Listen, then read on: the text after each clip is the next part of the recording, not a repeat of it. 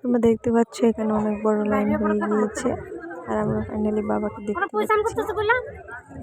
দেখি না বাবা আর আমরা এখানে মন্দিরের ভিতরে ভিডিও বা মুখে ছড়াতে দেয় না, তার জন্য এক সাইডে ধরে দেয়, আমরা ধরে নিয়েছি আর ওটা মানুষ ধরছে, আমরা ভিডিওটা দেখিয়ে দিলাম। আর ওখানে আমরা বাবার কাছে আবার চলে যাচ্ছি জল ঢালতে আর আমরা আগে যাচ্ছি আমাদের মা।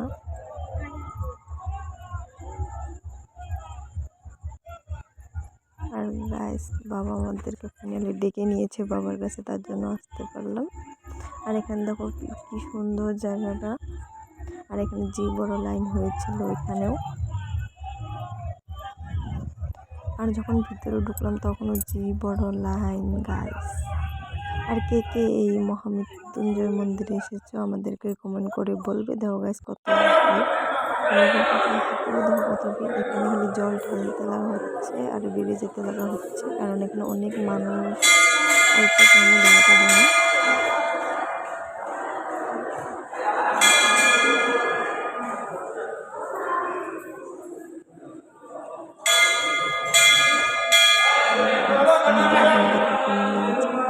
বলবে আর কে কে এসেছে কমেন্ট করে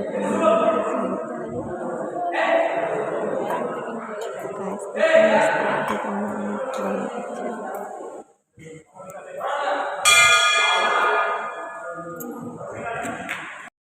আর ফাইনালি আমরা মন্দিরে জল ঢেলে বেরিয়ে গিয়েছি আর এখানে আমি একটা ভিডিও বানিয়ে নিলাম আর তোমাদেরকে ভালো করে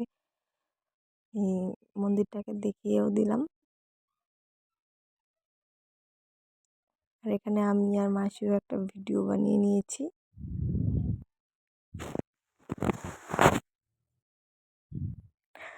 আর আমি কেমন ফটো উঠে নিয়েছিলাম,